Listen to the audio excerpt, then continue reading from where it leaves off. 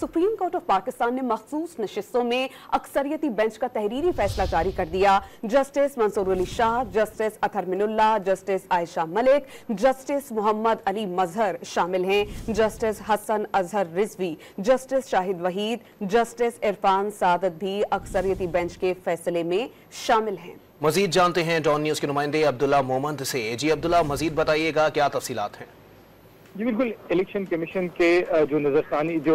उन्होंने दरख्वास्त दायर की थी उस पर एक वजाती फैसला सुप्रीम कोर्ट ऑफ पाकिस्तान की जानिब से सामने आया है और अक्सरियती फैसले देने वाले 8 जजेस की जानिब से इलेक्शन कमीशन के मुतफर्रिग दरख्वास्त पर फैसले पर अमल दरामद के लिए वजाहत जारी की गई है,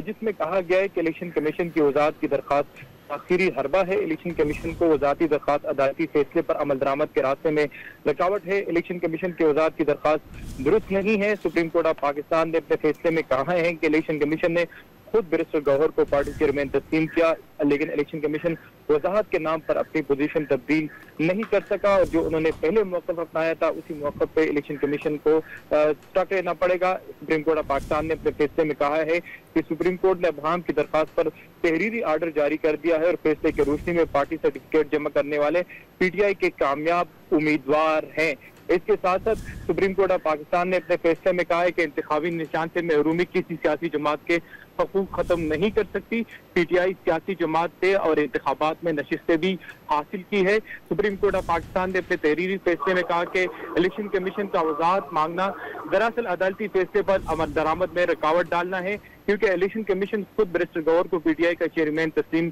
कर चुका है और पार्टी चेयरमैन तस्लीम करने के बाद इलेक्शन कमीशन अपने मौक़िफ़ से पीछे नहीं हट सकता। ये जो फैसला आया है मखसूस नशिस्तों में अक्सरियती बेंच का तहरीरी फैसला जारी किया गया है और इस फैसले में justice Mansoor Ali Shah, justice Athar Minallah, justice Ayesha Malik, justice Muhammad Ali Mazhar, जबकि इसके साथ साथ हसन अजहर रिजवी, जस्टिस शाहिद वहीद, जस्टिस इरफान सादत भी इस अक्सरियती बेंच में शामिल है और मखसूस नशिस्तों के केस से मुतालिक अक्सरियती 8 जजेस के बेंच का फैसला 4 सफ़ात पर मुश्तमिल है। सुप्रीम कोर्ट ऑफ पाकिस्तान ने 12 जुलाई को एक फैसला दिया था जिसमें कौमी और सूबाई असम्बली के जो मेंबरान थे मखसूस नशिस्तों को PTI और सुन्नी इत्तेहाद कौंसिल को दिए जाने का उन्होंने फैसला दिया था। ताहम इलेक्शन कमीशन ने फिर अपने कानूनी माहिरीन से मशावरत की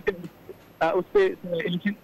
इलेक्शन कमीशन पाकिस्तान ने कहा था कि उनको कुछ शकों पर अबहम है। सुप्रीम कोर्ट ऑफ पाकिस्तान इस अबहम को दूर करे और उन्होंने नजरसानी दरख्वास्त दायर की थी। ताहम